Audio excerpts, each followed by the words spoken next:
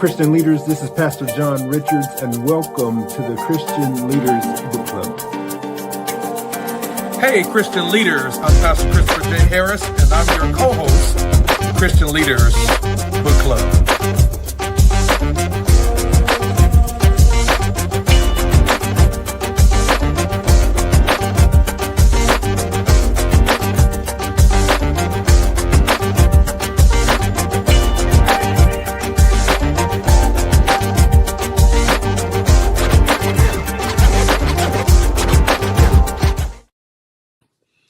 Yo, what's up, everybody? Good afternoon. Let's go. East Coast Man, time. listen. Morning Central Time.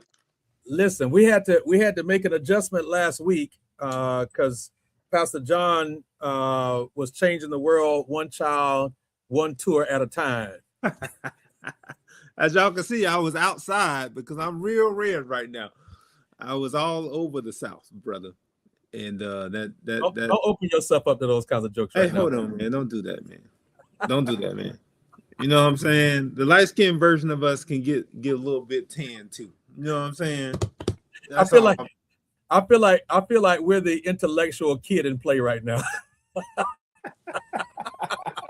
All I'm missing is the high top, man, which I used to have. That's all you're missing is a high top fade, brother. That used to be my ministry. Yeah. Me too. I used to have a Gumby. How about that? Oh boy, that took us back. Yeah, man. Y'all, we're excited to be with you again. In fact, y'all get a double dose for the month of July because we are jumping into 2 books for this month. In fact, last week would have been our book for June.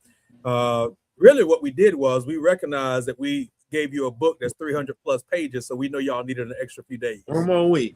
One more week. Gave y'all an extra week. Yeah, we gave y'all an extra week to read this book. And so, man, what a journey this year has been already. And we're thankful for what God has been doing.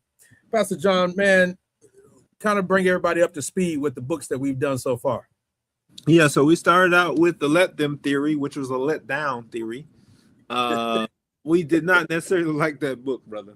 And I think that was both of our bestseller. We thought it was going to be cool, but no, that wasn't it.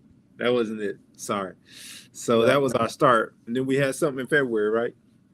February was amazing. Marriage Be Hard by the Fredericks, the On Stages, Kev On Stage and his wife, Miss Kev On Stage. Top book of the year so far, huh? Top book of the year so far, man. That book was amazing. It was relevant. It was applicable. It was intelligent. It was, and the thing I loved about it is there are places that they offered their opinion and made room for disagreement. And there was a way for us to do that without people losing their salvation. Right. So that was fun. That book was fun. Then we moved to the next month. One of your favorite authors. N.T. Wright, Simply Jesus. And yes, he gave us Simply Jesus, but it wasn't too simple. It was a little bit theological and complex. I will give Reverend Dr. Christopher that. But what I won't give him is that it wasn't a good book. I like the book, but he didn't necessarily like the book. We disagreed on that one. It's okay. It's fine. Just a little bit. Yeah. Just a little bit. The book stays in my library. It stays in my library, but it's not going to be one I'm going to be immediately reaching for unless when Pastor John becomes a seminary president or something, invites me to come in and do a chapel or something, then I might pull that one out and reference a quote or two from there. So that's good. You might quote it and then be petty and be like, when we read this together, he didn't like it. I didn't like it, but he did. Let me tell y'all about y'all's university president. Right. I know that's coming. Any invitation, I know the petty's gonna come with it. Oh, listen. When you love people, you can bring the petty with it. Speaking of love, Bob Love Does. Love Does is our next book, right?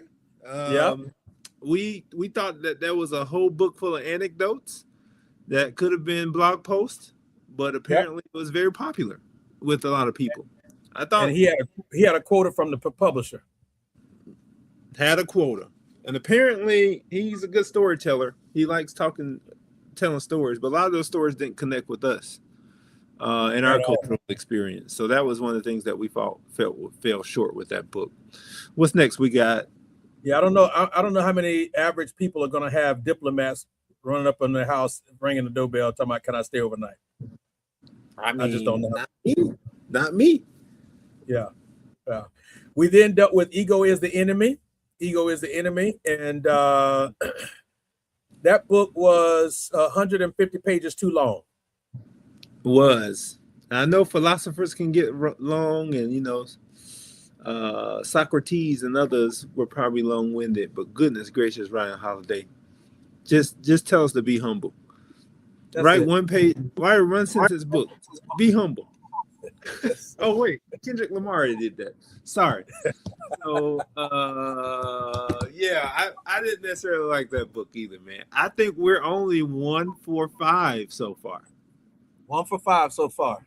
1 for 5 so far. So here we are now picking up this book titled Juneteenth.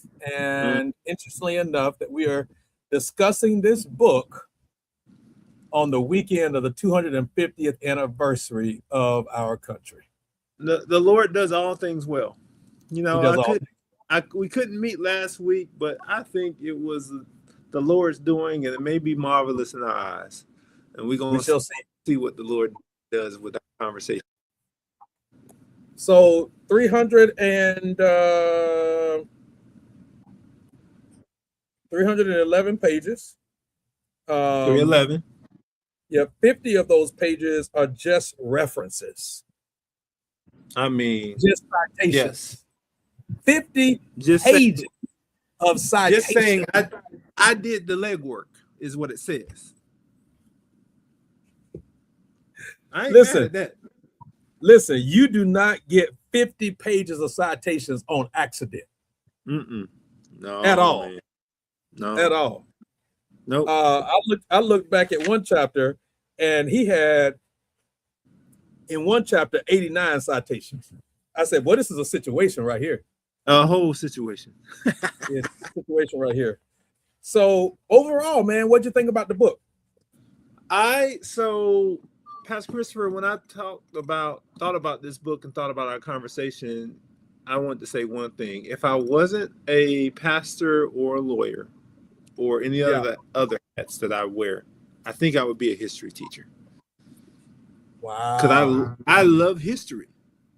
Wow. I love history. My favorite class in seminary wasn't Greek, Hebrew, wasn't exegetical methods. It was history, church history. Okay. Yeah. So I like history, man. I'll watch a documentary over watching anything else, man. I like all the PBS Ken Burns series. So this was right up my lane, bro. What about you? Well, just in response to your statement, I have, I guess, a love-hate relationship with history. I know that it's necessary. I know it's important to know history. I know it's important books like this to have access to work through. I'm not sure that I've grown up with a deep love for history. I've grown to appreciate it more, right? I've grown to appreciate it more. I've grown to respect it more. And I've grown to intentionally place myself in places where I can stretch myself or challenge myself to get it more, right? To read it more often. It's not something that I immediately gravitate to, but I know that there are times that I need to. And so, books like this, even just like, it's one thing to celebrate the holiday. It's an entirely different thing when you go through a 300-page book talking about the history of it, the ups and downs of it, the military involvement of it, the, kind of placing yourself historically and what's happening in that moment. In my mind, at least from this book, gives you a greater appreciation for the holiday itself. So, Yep. No, that makes sense. So, if you weren't a pastor, what do you think would be your other calling in life? So, two things. I actually, man, two things I wanted to be, and I laid those Isaacs down. I wanted to be a chief of police. Hey man, we did a whole nother session for this one. But okay, police chief. I wanted to be a police chief, man. Wow. Yeah. Oh boy. Yeah. Okay. It was one of the ways for me of exercising the leadership gift that I knew I had, but also to help to be a leader of justice. And I felt like that was one of the ways that I could convey justice in everyday living, right, through vocational profession. So that, and the other one, man, I had a burning desire to be a university president at some point. Which, maybe still not off the table. Still not off the table. Now I don't know about the police chief thing, but I know this one still might be possible. Yeah. Okay. Yeah. I like that, man. I'm sorry that was a sidebar, but since I divulged mine, I wanted to hear what Pastor Christopher would have been doing. Yeah. So overall, the book for you was blank.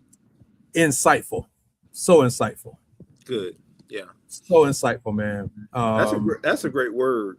That word is probably the one word that I would describe it with too. Because you think Juneteenth, you think the Galveston story, you think about liberation, but you don't know the struggles that happened leading up to it.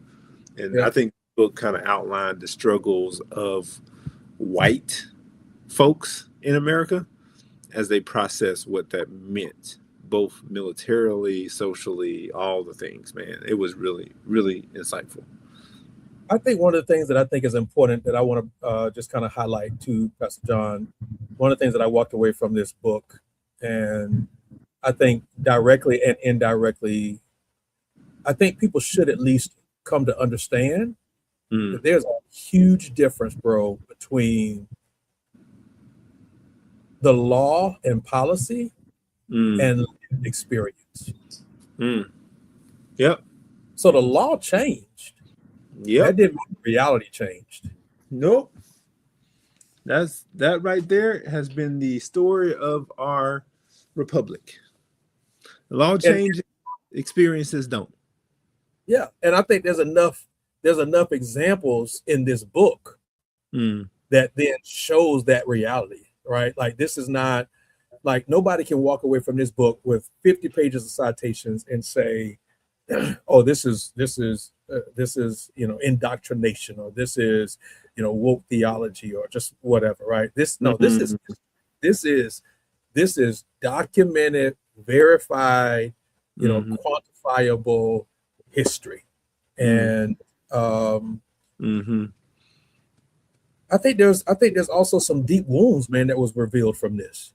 Yeah, I think deep wounds, bro, that was revealed from this. And if I'm honest, man, I walked through this book thinking about some people that I grew up, around that were much older, and thinking about their journey, right? I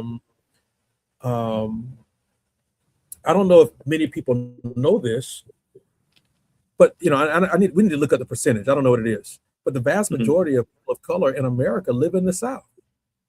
They live in the South, right? Southeastern part of the United States, basically from Virginia down all the way over to Texas. And so a book like this, man, if I had my, what's the DNA companies like Ancestry, 23andMe. Where I'm going with this is, and even for you, it's probably not too far of a stretch of imagination. One of your direct ancestors could be quoted in this book, or could be referenced or a footnote in this book. You're right. Yeah. Yep. That's sobering and honest and truthful. And in addition to being insightful, it definitely is something that's like, man, that opens up some traumatic conversations that have happened in our country. Sir. But I think it's good, man. Good to be able to get this, because you won't get this in a regular classroom, even though the documents are there. Yeah. You know what I'm saying? You won't get that. So Pastor John, really fast, I'm going to say this, and then we can kind of get into the rubric, testing the book out. This book caused me to learn why Oklahoma and Texas are shaped the way that they're shaped. Mm-hmm. Yep. I did not know that. As simple as that. Like something as simple as that. But it's like, oh. And So why, you knew. and why, yes. And why Missouri is so bifurcated. Like half of them was like, oh no. The other half was like, oh yes. So Texas was like, we are not giving up these slaves. Y'all, we will give y'all land. We will give you land before we give up labor. slaves. Ooh, boy. That Is right that there. no- Yes, sir. Wow. Yeah. Yeah. So let's put the rubric up, because otherwise we're going to keep talking and we're going to find ourselves like looking at our clock like, oh, well.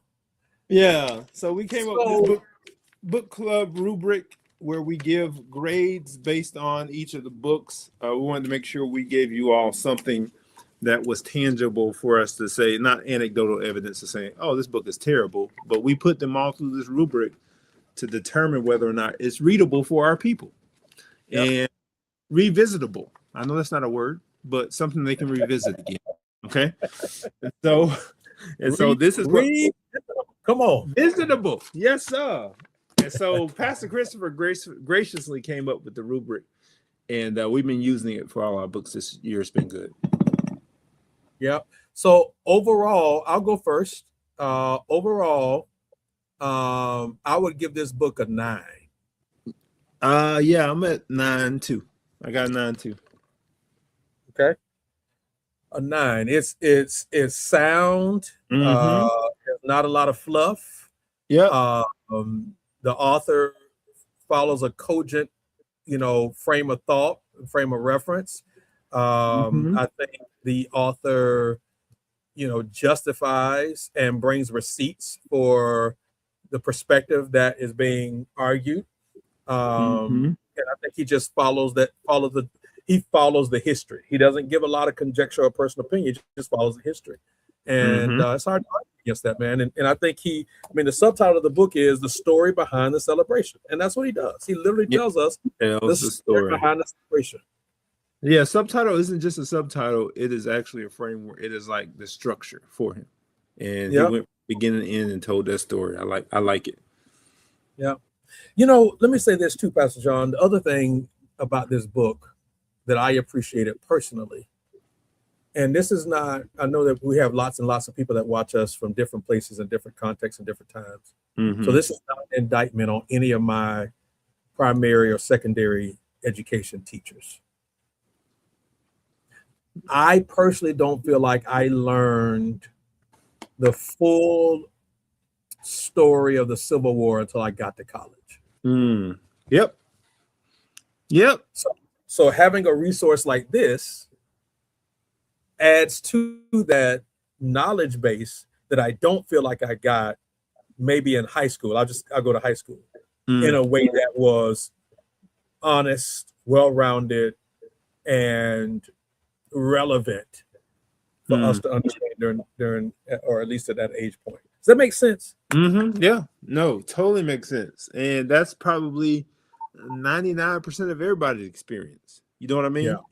Yeah. Which means if somebody doesn't go through post-secondary education, what is it that they're getting? Wow. You know what I'm saying? Wow. Yeah. Credibility, man. Let's talk about the credibility of the author. 0 to 1, he's it's questionable. 2 to 3 is solid. 4 to 5 is highly credible. And this deals with expertise and evidence and transparency, fairness, consistency, ethics. 5. You got a 5, bro. I'm right there with you. I mean, I'm that's right there top score for me. like you want to talk about credibility? Highly credible, bro. I can't. How in the world do I give you something less than a 5 when you got 50 pages? Ain't no way you can. Ain't no way. Especially given what we've been reading. All right, fun and engaging, man. What you got? So we got 0 to 20 on this one. I give it an 18. But 18 says page turner, clear flow, hard to put down. Like again, like I said again, I'm a historian. I love history. I love the way it felt like I was reading a movie. And from beginning to end, that's just the way I felt in my mind. I was like, okay, yeah, we're starting here. And then we're moving through Lincoln's process, moving to Sherman in Georgia, my home stomping grounds, and like moving through back to Galveston. I thought it was a great flow in terms of being engaging for me. So that's why I gave it 18. We'll disagree just a little bit. Like I don't disagree with your rationale at all. I give it a 14 simply because it was engaging. I wouldn't call it fun. Yeah, I got you. And that goes back to what we said earlier, like in terms of our view on history and all that good stuff. So I get it. Yeah, I think it was definitely engaging and, and that kind of thing. Like, I don't know that I would have read this as intense and as measured as I did, knowing that we were having to talk about the book. This probably would have been one where this probably would have been a book where I would have read over a year, like a period of a year, where I kind of pick it up, read it, a few 10 pages here or there, and just slowly make my way through the book. But it was good. Like, I get it. Right. Okay. I get it. Okay. Content. Yeah. 0 to 20 as well. I got 19. Yep. Illuminating is what got me. So rich, thoughtful, layered, and illuminating. You talked about how insightful it was. Like those quotes right there from the folks who you read about in other aspects of history, but you see the real struggle that they're having. Was helpful for me, and to be able to add some nuance to my conversations, even around Juneteenth and the Civil War. Yeah. Bro, I gave it a 20. Okay. Good, man. Good. I gave it a 20. I mean, you just can't argue with it. Like, it's like, I don't like this. Okay, what don't you like? Tell me what you don't like. Because whatever you tell me you don't like, I'm taking you to the card catalog. Yeah. So you can go right in there and see it yourself. He did the legwork for us. Bro, I would love to have known how long it took him to write this book. I know, man. I know. Yeah. Right. Yeah. We got flow. Flow That's, for me 0 to 15. I got 14. I thought it was effective. I thought it was tight. Chapter by chapter. I don't think the chapters were too long, even though it was a 300-page book. I think he separated the chapters and the flow in a way that helped me, like thinking through Louisiana, Texas, and then the freedom part of it through Texas. I thought it flowed for me pretty well. Yeah, I gave it a 13. Okay. I think there were a few areas where I felt like it could have been a little bit tighter, but I get it, right? So I don't want to suggest that it was too long. I just think that there are a couple spaces where, because and we normally talk about this as we're starting the discussion. So let's pause for just a second right here in the flow for a minute. Who do you think his target audience was? I'm clear about who I think it was. Really? Yeah. So I'll have to look and see the publishing date. 2021. Oh yeah, absolutely. Yeah. Folks who are thinking about Juneteenth as a holiday. That's my thought process, is that there is some conversation in 2020, 2021, especially post what's happening with George Floyd, Breonna Taylor, and others, about how we celebrate Black culture, Black history. And I feel like the publishing house was like, hey, we need a book on Juneteenth. And he had so what you're referencing is, like, think about if he wrote this book, he had to start writing this book at least 2-3 years in advance. Yeah. You don't get this many sources, bro, in 6 months. There's no way. Like, unless there's a ghostwriter that's helping you or a team of researchers, like, there's no way you get 50 pages of resources in 6 months. There's no way. Yeah, I mean, maybe. This is before ChatGPT and Claude and Perplexity and Gemini. But you're doing postgraduate doctoral work. You know what I mean? Yes. If this is your lane, I mean, you got footnotes for days. 50 pages, bro. 50 pages. Man, Not 50 pages. I understand what you're saying, but what I'm saying is this man, he's lived the Civil War, even though he hasn't lived it. No, this book is written to academics. This book is written to academics and historians. Okay. People like you who love history and could see history as an academic subject. That's who this book is written for. I like it. I like it. I like it. I can rock with that, I suppose. But when you got somebody that's got like 8 Civil War books, my thing is this man that's his whole life. This is true. Entire life is the Civil War. So they were like, "Can you write a book on Juneteenth?" Oh man, I had some stuff in my dissertation I didn't get to put in there about Juneteenth. A whole book, sure. Yeah. All right. Where did we stop at? We stopped at flow, right? Mm-hmm. Yep. So then we've got freshness, and this is a 0 to 15 situation. 11 to 15 is truly unique, surprising, creatively bold. 7 to 10 is some fresh angles. 4 to 6 is felt like a remix of better books, and then 0 to 3, absolutely not. Because he addressed things that I had not seen other places for Juneteenth, I gave it a 13. I gave it a 12. Okay. Yep, I gave it a 12.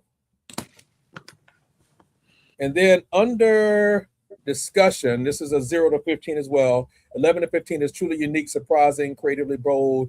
8 to 10 is stuck with me. I'll reference it later. 4 to 7, some memorable moments, and 0 to 3 is forgettable.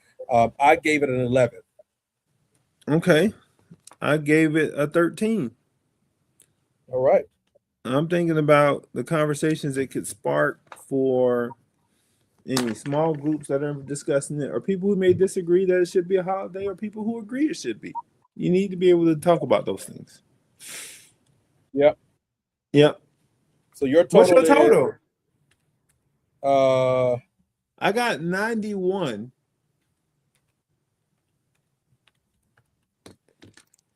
Bro, you should have a 92. I should? Yep. I got 13, 13, 14, 19, 18, 9, 5. I wasn't no math major though, but if you say 92, it's a 92. I got you at 92. Okay. Unless one of yours wrong. So you had a 9, a 5, an 18, a 19, a 15, a 13, and a 13. Okay, yeah, I had 14 for the 15. That's what it was. Oh, so it should be 14. Yeah. I got it. Okay. Yeah. So I got an 84. 84, which is still a strong book. It's a strong book, bro. Yeah. It's a strong book. I got the book club banger. And you got strong book, which is good. That's good. All right. It's solid, man. It's solid. Hey man, welcome back, book club. Thank you, Jesus. Welcome back. Yes, sir. Elder Teachmore said, one footnote to it, many enslaved people in what was then the border states such as Kentucky or Delaware remained enslaved until the 13th Amendment was fully adopted. So even longer than Galveston. Wow. Wow. That's good. Yeah. That's something. I didn't know that. Did you know that? I did not know about Kentucky and Delaware, but those are the 2 states they talked about in the book, which is great. And that helps with the understanding, because even Lincoln said, man, listen, if we don't get to Kentucky, we're in trouble, which is crazy because you don't say that ever about anything about Kentucky today in today's culture. He felt like it was such a pivot point because of the border state. Yeah.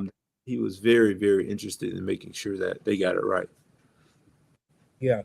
Pastor John, um, Frederick Douglass is often quoted as saying, um, power concedes nothing without a demand. Mm-hmm. I thought about that while working through this book. Mm. To have the military Yeah. to enforce Yeah. a law that was on the books, Mm-hmm. what does that say about the hearts and minds of people in power? It says a lot, man. It says a lot.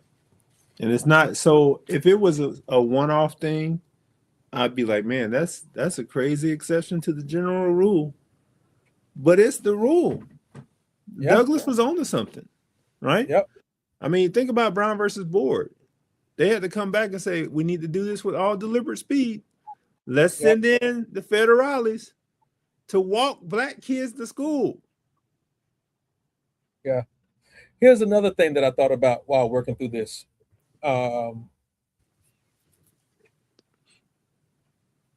This holiday Mm. would be buried if it was up to our nation's historians. Mm-hmm. Yeah. Absolutely, it would, man.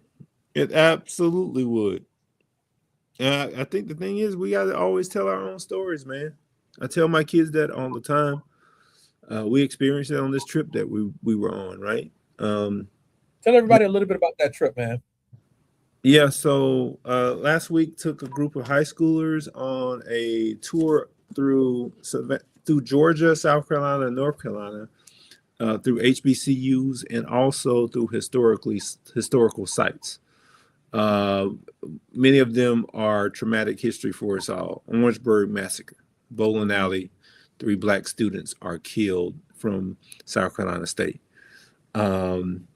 Wilmington, where there was a actual coup against the government in place, which was a lot of black folks, and displaced them out of the community. Community went from 6% back to 19% black because of Wow. federally government-backed coup. There's a PBS documentary on it. It's really good. Should watch it. Most people don't think about that with Wilmington, North Carolina. And so we wanted to immerse these students in history, man. Then we wound up in Charleston. I texted you about Charleston because it was the worst. We got a U.S. Customs house that bought in goods, which were slaves, that looks like a plantation right there off the water, and then slave auction blocks down the way. And we saw like a reenactment of colonial America during that time, since it's the 250th anniversary. And our students are really like struggling with that. Like, man, why are they over here celebrating a history when we got right down the street where they were checking our teeth and our feet as property? And so, man, those are things that stick with these students, man. And as we're shaping them, we have to tell those stories because they didn't. It was a small plaque over in the corner. Yep. On the big customs house that's looking like a plantation over there. So it was a great trip, man, for us, for sure. So it's funny, man, because my sons, my wife and I, and credit to my wife as well for planning some of our vacations around, stopping at some of these museums and other places. So we've been to Birmingham, right? We've been to Atlanta. We've been to DC. We've been to Memphis. I mean, so lots of these places. And so it's interesting that my sons, now that they're older, make the observations of things like the NFL Combine and what it feels like, right? Yeah. And some people would be like, "Well, that's not the same thing." Well, if you connect history together and you look at, like you just talked about those quarters where they're checking teeth and checking height and checking weight, checking strength. Like, what does that feel like? What does that sound like, feel like, and look like? All these black bucks. Yes, sir. They called us. You know what I'm saying? Yeah. Yes, sir. Yes, sir. So, this book had a lot of tension that it addressed, about freedom and you know, what that looks like. I think concluding this book on a weekend like this is very sobering. And I would invite everybody to go listen to or read. You'd have to listen to other people quoting it, but listen to or read Frederick Douglass's response to the 4th of July. Yep. Yep. What's the 4th of July to the Black person? Yeah. Yeah. Let me ask you this, Pastor John, as we get ready to close out today, because you've been through law school. You actually, we have been to Mississippi, by the way. I see that comment in the chat. Yeah. And my group has, the students have as well. So, yeah. We went to Jackson, a few other cities, I think, in Mississippi. Even Mobile, Alabama, where they brought these slaves over, and we went there too. You know, there's a section of Mobile that's known as Black Mobile and the slave quarters. It was just, very dynamic. But anyway, you've been through law school. You went through law school at the HBCU. What's your legal mind say? Reading a book like this, what does your legal mind say? What is your legal mind? How does your legal mind respond to this, to these facts, and to this history? My legal mind says anytime you see a Supreme Court decision or anything that happens in the legislative legal space, the thing that you don't see is the social policy behind it. Like what you see is the legalese and the language, but what's underneath it is kind of the cultural policy behind it that you don't necessarily get in the decision. So when you're talking about major decisions that have happened across our country's history, even with them wrestling with this idea of slavery, like there are people on either sides of it. And as they're putting together the legislature, even with the words that they use, contraband, right? And then like working through what contraband means or property means. Man, those things tell me this: words matter, but also you have to look at the undercurrent of the cultural policy behind everything. So when you look at different acts that are happening around the country, here in Arkansas, we got the LEARNS Act. A lot of people love the LEARNS Act. Some people learn it, love it. Other people hate it because there's a policy underneath it that people are trying to help communicate to other people that school choice isn't always the best for everybody. As a matter of fact, it may be harmful in our culture and society. It sounds great on paper. The words sound great, but the undercurrent of it, that's de facto law versus de jure law. So de facto is here's what's on the books. De jure is here's the impact of what's on the books from a policy perspective. We learned about that early on. Those are Latin words? Yep. As a matter of fact, as a matter of practice. So de facto, de jure. Yeah. I love it. When Juneteenth was happening, there was this thread of discussion and I think sentiment. So I've on purpose tried to cultivate a very diverse algorithm. And so there was this sentiment that I think online from some people that Juneteenth was sort of anti-American. And I think when you read a book like this, you actually realize that it's deeply American.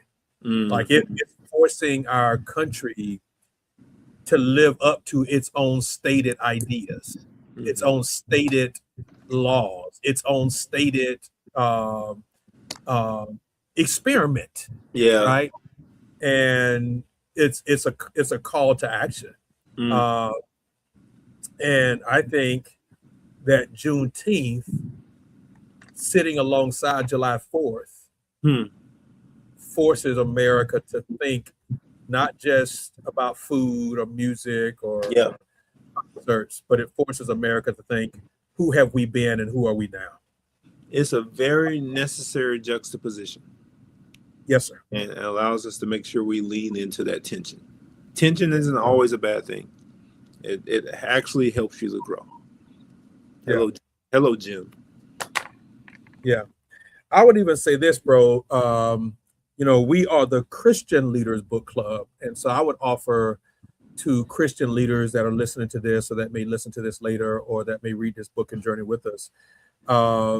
These things should not just be a footnote or just a happenstance as a part of your doctrine, as a part of your theology. I think when I read scripture, at least from the beginning of scripture to the end of the Bible, I see where a part of the nature of God is he cares very, very deeply about freedom. He cares very, very deeply about people and justice and people's humanity, the imago Dei of people. And I think scripture lays the foundation for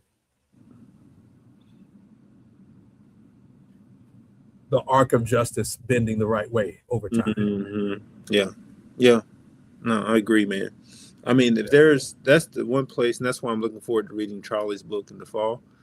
Yeah, I think that's a lot of the thing that's missing in a lot of justice work today is that component. And I like being able to use both, even in spaces where they're necessarily secular. I try to make sure I bring that component to it myself. And people learn to appreciate that and understand that I'm not trying to proselytize them or whatnot, but trying to ground it in the reality, because all truth and all justice, all righteousness comes from one source, bro. Yeah. And I cannot do this work apart from it, and I won't do this work apart from it, because I can't be detached from the one who created it all. Yep. Somebody put a review on the Amazon of this book, Amazon link of this book, and I loved it. It said, the enslaved did not need America to invent freedom. They needed America to stop denying it. Boy, that's good. That's good. I like it. Yeah. I like it. So we're wrapping up, bro. What's next? What we got next? Oh, you know what's next? We're going from Juneteenth to talking about the reality of America. Yes, sir. And so this next book was very intentional for us to pick this one, because it helps us to ground the Juneteenth conversation in a reality of what's going on in our culture and society today.